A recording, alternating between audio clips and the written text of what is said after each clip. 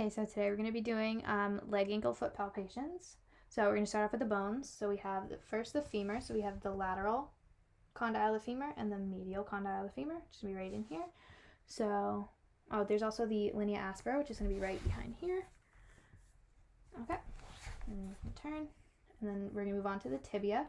So we're going to start off with the medial and lateral condyles. So we're going to find the eyes of the knee here and move laterally, and that's where you're going to find the lateral condyle as well as Gertie's tubercle. And you move medially, and you're going to find, you're all set. You're going to move medially, and you're going to find the medial condyle, and then if you go a little bit distal to that, you're going to find the pes anserine as well. And then you can palpate in the middle right here, and that's going to be the tibial tuberosity as well as the shaft. And then again, if we find the eyes of the knees, you can also find the tibial plateau. So next we can move on to the fibula. So right up in here, you can feel yours really well. Here, I'm going to have you turn just a little bit so you can see where I'm palpating. So right over here, we have the head of the fibula, as well as the shaft of the fibula coming down here into the lateral malleolus. And we also have the medial malleolus on this side for the tibia. And then we also have the popliteal lines. I'm going to have you turn. The popliteal line's going to come right in here, posteriorly on the tibia. So next we can move on to the ankle bones. So first and foremost, so I'm going to have you sit like this and we'll alternate feet here. I'll do medial first. So first we have the calcaneus. So that's going to be right here. It's going to be her heel. And on the calcaneus we have the sustentaculum tali.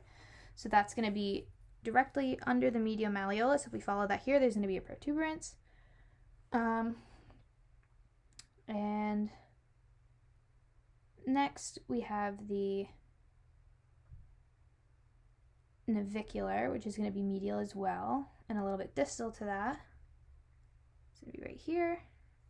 And then if we keep on going a little bit more distal, we're going to find the first cuneiform. So again, by doing that, it's going to be easier to find it if we follow her first metatarsal all the way down. And you can find the separation between the first metatarsal and the first cuneiform here. So on her metatarsal, we have the base of the first metatarsal, the shaft of the first metatarsal, and the head of the first metatarsal. And if we keep moving, we'll find the second metatarsal. So we have the base, the shaft, the head. Same thing with the third metatarsal, the base, the shaft, the head. And then directly under these two is going to be your middle cuneiform as well as your lateral cuneiform, or your second and third cuneiforms. So I'm going to have you turn your foot just a little bit just to show that part. So again, if we follow these two down, you're going to find your, if we go like this a little bit, second cuneiform and your third cuneiform. Okay. So give me the other foot. So next we're going to move on laterally. So the bones we have laterally is going to be the cuboid. So if we keep going down here and a little bit distal, we're going to find the cuboid. And that's going to be directly underneath your fourth and fifth metatarsals. So we have the fourth metatarsal here and the fifth metatarsal here. So directly under that's going to be your cuboid. So you can find that right in here. And on the fifth metatarsal, there's also going to be a styloid process, which is going to be right in here. So you'll see that in the separation. And you have the shaft of the fifth metatarsal, the base of the fifth metatarsal, and the head of the fifth metatarsal, as well as the shaft of the fourth metatarsal, base of the fourth metatarsal, and the head of the fourth metatarsal. So now moving on to the phalanges, you have your proximal and distal phalanges. So we have proximal right in here, distal, and then on these, on toes 2 through 5, you have a proximal, middle, and a distal. So proximal, middle, distal, proximal, middle, distal, and proximal, middle, distal. So on each of these, they each have their own head, or base, shaft, and head. So if we look here, we got the base, the shaft, the head, and then the base, the shaft, and the head, and then same thing on all these. So we have the base, the shaft, the head, base, shaft, head, base, shaft, head. So base, shaft, head, base, shaft, head, and then again for these next two. So again, these are best seen if the toes are in flexion. Next we have the sesamoid bones. So that's going to be just, so we're going to have that right. They're going to be right under your big toe. So that's good. So next we can move on to the ligaments and connective tissue. So the first ligament we're going to look at is the anterior tibiofibular ligament. So that's going to be right in here between the tibia and the fibula. So I'm going to have you actually just scoot a little bit. Yeah, just up, just so you can see things better. Okay, so we have the tibia, fibula, it's going to be right in here. You also have the anterior talofibular ligament. So anterior talofibular. So it's going to be right in here. And next we have the calcaneofibular ligament. So I'm going to have you turn just a little bit, and it's going to be right in here. And that's going to attach from the fibula. Follow it down like that. And then medially we have the deltoid ligament. Just turn a little bit. Yeah, if you can. Okay. There we go. So we have the deltoid ligament, which is going to go like this, which consists of other ligaments. And then the spring ligament, which is going to be right here. Oh, sorry. Which is going to be right here. Okay. So next I can show you the plantar fascia. So that's going to be right in here, as well as the Achilles tendon. So I'm going to be turned just a little bit. Yeah. Just here's her Achilles tendon. It's right in here. And then there's also an interosseous membrane, which we can't really palpate, but it's between the tibia and the fibula. Okay. Face forward again. Next we're going to go over joints. So first we have the proximal tibiofibular joint, and that's going to be a diarthrodial plane joint that does slight gliding. We can move on to the talocrural joint, which is a modified hinge joint, and it does dorsiflexion and plantar flexion.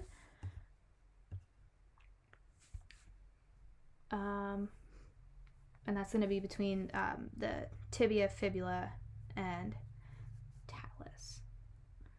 So next we have the distal tibiofibular ligament. So this is going to be a syndesmosis joint, and that's in between the distal aspects of the tibia, or the tibia and the fibula. Sorry, we're switching feet. I'm getting confused here. So the next we have the subtalar joint, which is going to be an arthrodial gliding joint, and that's going to do pure inversion and eversion. And then next we have the metatarsophalangeal. So it's going to be right in here. It's going to meet, it's where the phalanges meets the metatarsal. So that's going to do, it's a condyloid joint. So it's going to do flexion, extension, and then abduction and adduction. And then we have the proximal interphalangeal joint, which is going to be right in here. So on the big toe, it's here. On the second toe, it's here. And that is going to be a hinge joint, and that's just going to do flexion and extension. And same thing for the distal interphalangeal joints. Okay, so next we can move on to muscles. So to start, we're going to start off with the tibialis anterior. So that's going to originate on the lateral condyle of the tibia. And it's going to insert at the first cuneiform, which is going to be right in here, and the first metatarsal. So it's going to be right in here. So from here to here. And that's going to do dorsiflexion and inversion. Next we have the extensor hallucis longus. So that's going to originate at the middle half of the fibula. So in here, as well as the interosseous membrane, which I can't palpate, but it is there, and it's going to insert at phalanges 2 through 5, so that's these 4 right here, and it's going to perform, oops, I mixed up digitorum, okay, I mixed up digitorum and hallucis, sorry. So hallucis longus is going to insert at the base of the distal phalanx of your big toe, and it's going to perform big toe extension. And your extensor digitorum longus is going to do toes 2 through 5 extension. And that's going to insert at 2 through 5. Sorry. So next we can move on to peroneus tertius. And peroneus tertius is going to be the distal 1/3 fibula, so right over here, as well as the interosseous membrane. Again, I can't palpate that. And it is going to insert at the dorsal aspect of the 5th metatarsal, so right in here. And that's going to do ankle dorsiflexion and eversion. So next, moving on to the lateral compartment, we're going to have the peroneus brevis. So that's going to originate at the distal half of the fibula, again, and it's going to insert at the styloid process, and it's going to do eversion and plantar flexion. And then peroneus longus is going to originate at the lateral tibial condyle and the head of the fibula. Okay, so that's going to be right in there. And it is going to insert at the base of the 1st metatarsal and the 1st cuneiform, so right in here. And that's going to also do eversion and plantar flexion. So next, moving on to the superficial posterior compartment, we have your gastro, soleus, and plantaris. So start off with the gastro. I'm going to have you just turn. Is this posterior? No, I need to see the back of your leg. Okay. Yeah, I guess this will work. Or do you want to go sideways? It's fine. This will work. It'll probably be better if you stood, but yeah, do you think you can stand? Angle it up like this. Okay, so first we're going to start off with the gastrocnemius. So that's going to be your medial and lateral femoral condyles, and it's going to insert at the calcaneus. So right in here, and it's going to insert via the Achilles tendon, and that's going to do for the ankle plantar flexion. And then underneath that is going to be your soleus, so that's going to originate at the head and proximal fibula. It's going to be right in here. And it's going to insert at the calcaneus via the Achilles tendon once again. Oh, could you see that? Ooh. Go back. Do you mind like stepping this way? Just look. Okay, there we go. Now we have everything. Okay, so that's going to insert again at the calcaneus, and it does a plantar flexion. So lastly, we have plantaris, and that's going to originate at the linea aspera, which is right in here, and it's going to insert at the calcaneus, and it is going to do plantar flexion as well. So finally, in the deep posterior compartment, we have the tibialis posterior. So that's going to originate at the middle posterior tibia. So right in here, middle posterior tibia. And it's in the interosseous membrane. So that's going to be in here as well. Can't palpate it.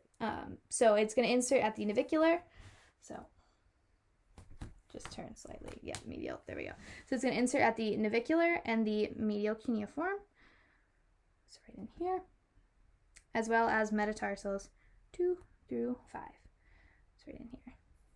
And that is going to do plantar flexion. So next we can move on to the flexor digitorum. And that's going to originate at just the posterior tibia. And it's going to insert at the base of the, well, I mean, yeah, it could show plantar. I don't want to tickle your feet, I'm sorry.